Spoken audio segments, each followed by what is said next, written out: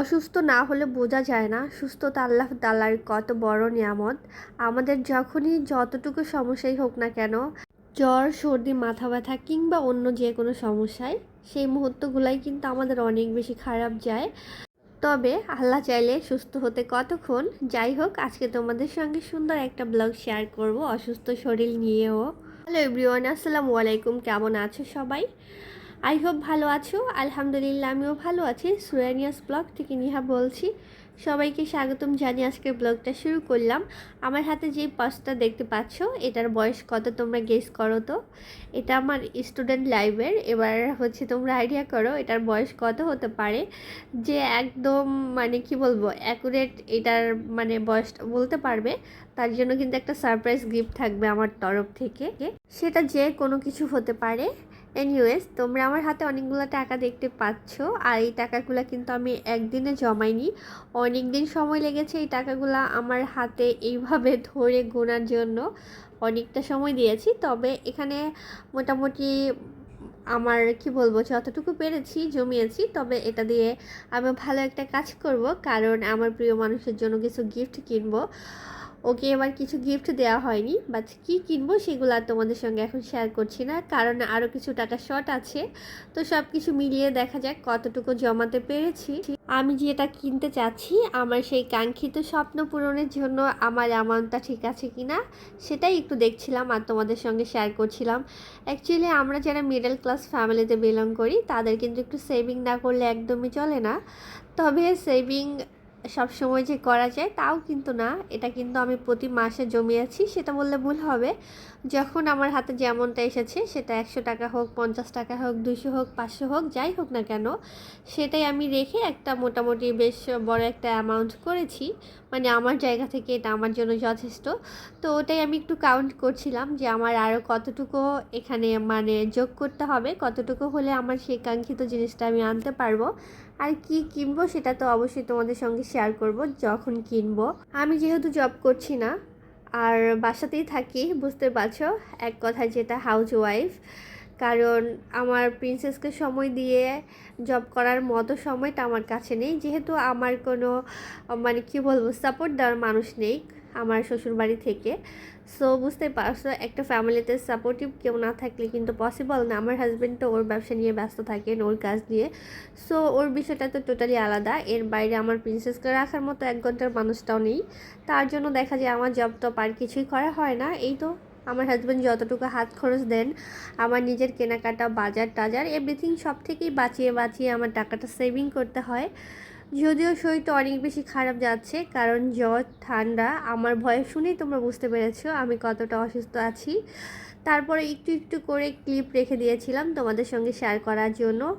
আর বলবো সব থেকে ব্যাড নিউজ হচ্ছে, আমার হাজব্যান্ডকে আমি এই 12-13 বছরে কখনো দেখিনি ওর জ্বর আসছে। এই ফার্স্ট টাইম ওরও জ্বর এসছে। আমার যেদিন জ্বরটা আসলো তার পরের দিন ওরও জ্বর আসছে। সো বুঝতে পারছো, একটা ঘরের মধ্যে 2টা মানুষই আমরা অসুস্থ। কি অবস্থা যাচ্ছে আমাদের উপর দিয়ে। তারপরে বলবো, এক গ্লাস পানি ঢেলে খাওয়ার মতো কেউ নেই। তবে আলহামদুলিল্লাহ আমার বাচ্চাটা ভালো আছেন। তো ওর বাবার আমি সবসময় একটা কথাই বলি যে ঠিক আছে, আমরা সিক হয়েছি আলহামদুলিল্লাহ, কোনো আফসোস নেই, বাট আমার বাচ্চাটা সুস্থ থাকুক। তো একটু ঝাল ঝাল কিছু খেতে মন চাচ্ছিলো সন্ধ্যাবেলা, তাই ওর বাবাকে বলে দিয়েছিলাম যে আমার জন্য ঝাল টাইপের কিছু নিয়ে এসো। তো এই তো চিতই পিঠা নিয়ে আসছিল, চাপটি। এটা কিন্তু খুব পছন্দের খাবার, বাট খেতে পারছি না, কারণ আমার মুখে আমি যা দিই সবই তিতা লাগে। কেন যেন বলবো, মন চায়, বাট আমার জিভটা নিতে পারে না কোনো খাবারই। তো নিজের বাবা দই নিয়ে আসছে, যে একটু দই চিড়া খেলে এনার্জি পাবা। কিসের এনার্জি পাবো, দই চিড়াও খেতে পারছি না। বলবো, মুখ দিয়ে কিছুই ঢুকছে না আর কি।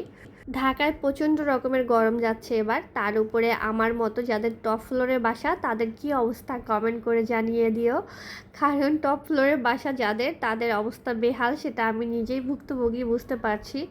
যতই বাসায় এসি থাকুক, খোলামেলা থাকুক, আলো বাতাস থাকুক, তারপরেও টপ ফ্লোরে যারা আছে তাদের বলবো গরমের পরিমাণটা এত বেশি লাগে। আমার জীবনে সব থেকে কি বলবো, বোকামি একটা ডিসিশন হয়েছে জেনে শুনে টপ ফ্লোরে বাসা নেওয়া। আমি কিছুদিন আগেই বাসা চেঞ্জ করেছি, তবে ওই টাইমে না বাসা অনেক দেখেছিলাম, বাট মনের মতো মিলাতে পারছিলাম না। এক প্রকার কি বলবো, মানে মন খারাপ থেকে নিয়েছি, যার খুঁজতে পারবো না, এরকম থিঙ্কিং থেকে নেওয়া হয়েছে। তবে যাই হোক, যেহেতু চেঞ্জ করেছি তবে কিছুদিন তো থাকতেই হবে, কারণ ঢাকা শহর চাইলেই ঘন ঘন বাসা চেঞ্জ করা যায় না। একটা বড় সড়ো অ্যামাউন্ট চলে যায় বাসা চেঞ্জ করতে গেলে। তারপরে জিনিসপত্র ভাঙাচোরার একটা ব্যাপার থাকে, এত বেশি মানে কি বলবো, হ্যাচেল পোহাতে হয়, যেটা আসলে যারা বাসা চেঞ্জ করে এটা শুধু তারাই জানে। তার উপরে কাজকর্ম কষ্টের কথা আর কি বলবো, গুছাতেই তো 1 সপ্তাহ 10 দিন চলে যায়। সব কিছু মিলিয়ে না এইবার বাসাটা চেঞ্জ করার সময় আমাদের আর একটু অ্যালার্ট হওয়া দরকার ছিল। তবে যাই হোক, কিছুই করার নেই, যেটা হয়ে গেছে সেটা নিয়ে আফসোস করে লাভ নেই। দিদির বাবা কিছু বাজার টাজার নিয়ে আসছিলো, সেইগুলোই হচ্ছে একটু গুছিয়ে নিচ্ছি। আমার একটা ব্যাপার হয়, সারাদিন তো আমি কখনোই এসি ছাড়ি না, যেহেতু রান্নাঘরে বেশিরভাগ কাজ করা হয় ডাইনিং রুম রান্নাঘর দিয়ে। সো এসি ছাড়লে এমনিতে দেখা যায় হ্যাঁ ঠান্ডা ঠিক আছে, তারপরে হুট করে রান্নাঘরে ঢুকলে কিন্তু শরীরটা আরও বেশি গরম হয়ে যায়, আর সেই জায়গা থেকে মানে সর্দিটা ইজিলি লেগে যায়। তো বেসিক্যালি দেখা যায় রাতের বেলায় বেশি ছাড়া হয়, যখন আমার বাচ্চাটা ঘুমায় তখন ওকে একটু ছেড়ে দেই। তো এর বাইরে না আমার আসলে মানে কি বলবো, এসিটা ওইভাবে ছাড়া হয় না। তবে আসলে কিছু করারও নেই, আমার বাবুটা এত বেশি ঘেমে যায়, ছোট মানুষ, মানে ঘর ঠান্ডা করার আর কোনো উপায় নেই। আসলে টপ ফ্লোরে যারা থাকে তাদের কি বলবো, বাসা কিছুতেই ঠান্ডা হবে না। আমার বাসায় কিন্তু প্রচুর আলো বাতাস আসে, তারপরেও এত বেশি গরম বলে বোঝাতে পারবো না তোমাদের। গরমের তীব্রতা এত বেশি, আমি তো এই কয়েকদিন 2-3বারও গোসল করেছি। দেখা যায় রাতে 9টা বাজেও গোসল করতাম। রাতেবেলায় গোসল করে ঘুমালে না ফ্রেশ লাগে। তো সব কিছু মিলিয়েই অসুস্থটা হয়ে গেছি। একটু অ্যালার্ট থাকা দরকার ছিল, শরীরের প্রতি আর একটু যত্নশীল হওয়া উচিত ছিল, বাট যেটা হয়নি সেটা নিয়ে এখন আফসোস হচ্ছে অসুস্থ হওয়ার পরে। তবে আলহামদুলিল্লাহ আগের থেকে অনেক বেটার আছি, দোয়া করো যেন তোমরা তাড়াতাড়ি সুস্থ হয়ে যাই। এই পর্যায়ে কেউ আছো কি না জানি না, যদি কোনো আপু থেকে থাকো তাহলে তোমাদেরকে অনেক বেশি ধন্যবাদ জানাচ্ছি। আর যদি লাইক দিতে ভুলে যাও একটা লাইক দিয়ে দিও। প্রথমবার যদি কেউ আমার চ্যানেলটা ভিজিট করো তবে সাবস্ক্রাইব করে দিয়ে আমার পাশে থেকে যেতে পারো। শরীর খারাপ থাকুক কিংবা ভালো, কাজ তো করতেই হবে। তবে আমার হাজব্যান্ড অনেক বেশি টেনশনে ছিল আমাকে নিয়ে, মানে আমি অসুস্থ হলে ওর থেকে আমি যেই মানসিক শান্তিটা পাই, যে সাপোর্টটা পাই, আসলে সেটা বলে বোঝাতে পারবো না। ও আমার অনেক টেক কেয়ার করে, বেচারা আমার টেক কেয়ার করতে গিয়ে নিজে অসুস্থ হয়ে গেছে। আমি যখন দেখলাম ওরও জ্বর চলে আসছে, বিশ্বাস করে আমি অর্ধেক সুস্থ হয়ে গেছি। যখন দেখেছি আমার হাজব্যান্ডও অসুস্থ হয়ে গেছে, তখন আমার মনের জোরটা বেড়ে গেছে। মানে ও কখনোই ওর কি বলবো জ্বর টর হয় না, এই ফার্স্ট টাইম। সেখানে আমি অসুস্থ, আমার হাজব্যান্ডও অসুস্থ, এটা না আমি অ্যাকচুয়ালি নিতেই পারছিলাম না যে আল্লাহ ঠিক আছে অ্যাটলিস্ট আমাকে সুস্থ করে দাও। ওর জ্বর আসার পরে আর আমার জ্বরটা আসেনি, যে ঠিক আছে আলহামদুলিল্লাহ। তারপরেও তবে এত বেশি কি বলবো শরীর ব্যথা ইদানিং, আমি জানি না, আমার অনেক বছর জ্বর টর হয় না। তবে আমি যার থেকেই শুনি সবাই বলে যে হ্যাঁ শরীর ব্যথা করে জ্বরে, মনে হয় প্রতিটা জয়েন্টে জয়েন্টে ব্যথা করছে। আমার হাজব্যান্ডেরও সেম অবস্থা। আর এই তো দেখো চিরা ধুতে আসছি, এদিকে পানি নেই, এই হচ্ছে আরেক সমস্যা।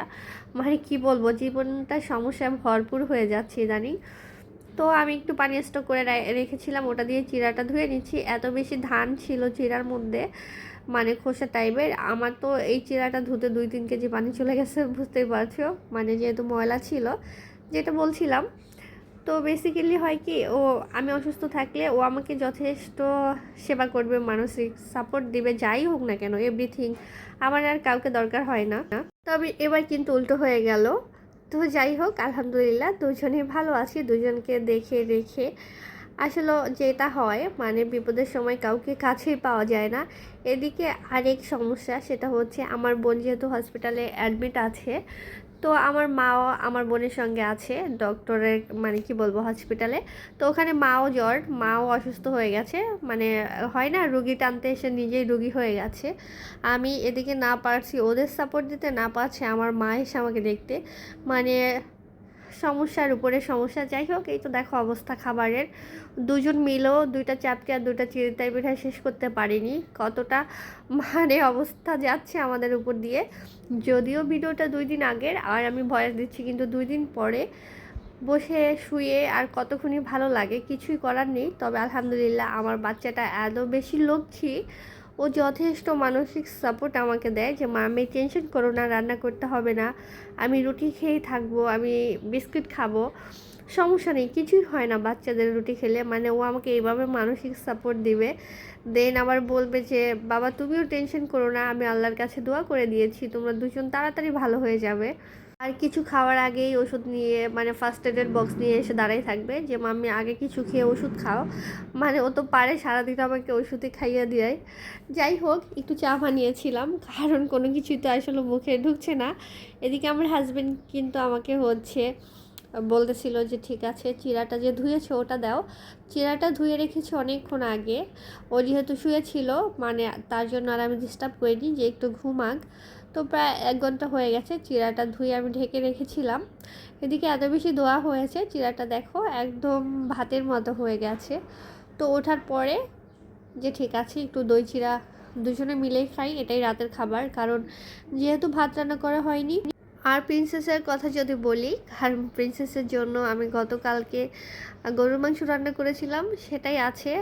তো ওটা দিয়েই ওর হয়ে যাবে যতটুকু খাবার আছে। তো আমি যে আমার জন্য একটুখানি জিরা নিয়েছি, আমার হাজব্যান্ডকে একটু বেশি দিয়েছি, কারণ আমার মনে হচ্ছিল আমি এতটুকুও খেতে পারবো না, এই হচ্ছে অবস্থা। এদিকে আমার আব্বুর কথা আর কি বলবো, আব্বু তো আমার বোনের সঙ্গে মায়ের সঙ্গেই হসপিটালে আছে। শুধু ফোন দেওয়া ছাড়া আব্বুরও কোনো উপায় নেই, ওদের রেখেও আসতে পারছে না আমাদের দেখতে। মানে একটা ট্র্যাজেডির মধ্যে দিয়ে যাচ্ছি। তারপরে সব কিছু মিলিয়ে আলহামদুলিল্লাহ শুকরিয়া আল্লাহর কাছে যে আল্লাহ অল্পতেই আমাদের সুস্থতা দান করেছেন, ভালো আছে আগের থেকে। এর থেকে বেশি সমস্যা হয়ে গেলে তো আরও বেশি অবস্থা খারাপ হয়ে যেত। আসলে এমন একটা সিচুয়েশন, আমার মা বোন ছাড়া আমাদের দেখার মতো আর কেউ নেই আশেপাশে। তবে আর কিছু না বলি কারো সম্পর্কে, তো আমার হাজব্যান্ড আমাকে আবার একটা কলাও দিয়েছে এটার মধ্যে, আমি তো মুখেই দিতে পারতেছি না, আমার এত পছন্দের খাবারও আমি খেতে পারতেছি না। 2 চামচ মুখে দিয়েছি কোনো রকম, আর মুখ দিয়ে যাচ্ছে না, মনে হচ্ছে আমার বমিটিং হয়ে যাবে আরেকটা মুখে দিলে। দেন রেখে দিলাম। আমার হাজব্যান্ড তো অনেক কষ্ট করে খেয়ে নিয়েছে, খেয়েতে ওষুধ খেয়ে ও শুয়েও পড়েছে। দেন বললাম যে ওঠো একটু আম কেটে দেই। এই দেখো আম কাটার অবস্থা, মানে শরীর চলছিল না, সেখানে আম ছিলবো বসে বসে, তারপর সুন্দর করে কাটবো, সেই ধৈর্য বা সময় ছিল না। যাই হোক, সব কিছু মিলিয়ে আমাদের এই তো যাচ্ছে মোটামুটি। দেন 2 দিন পরে ভাবলাম যে একটু ভাত খাবো, পাতলা করে ডাল রান্না করব, একদম তেল টেল সব কিছু কম দিয়ে, লেবু দিয়ে চটকে তারপরে ভাত খাবো। বিশ্বাস করো, আমার একবার যখন জ্বর হয়েছিল, একবার না কয়েকবার, যখন আমি হোস্টেল লাইফে ছিলাম, তখন হোস্টেলে থাকতে, তো ওই সময় না আমার হোস্টেলে একটা আপুকে দেখতাম, ওনার যখনই অসুস্থ হতো ডাল দিয়ে চটকায় ভাত খেয়ে শুয়ে পড়তো, 2 দিন পর সুস্থ হয়ে যেত। তো তারপর থেকে মাঝে মধ্যে না আমারও খেতে ইচ্ছা করতো আমার জ্বর হলে, আর আমি সেম খাবারটাই খেতাম। তো আজকে হঠাৎ করে আমার মন চাচ্ছে একদম পানির মতো পাতলা হোস্টেলের মতো ডাল রান্না করব, দেন লেবু দিয়ে চটকায় ভাত খাবো।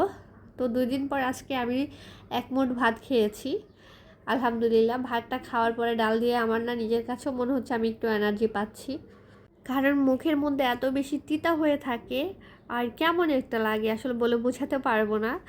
তারপরও সব কিছু মিলিয়ে যাই হোক ভালোই যাচ্ছে। তো আজকে এই পর্যন্তই, আল্লাহ হাফেজ।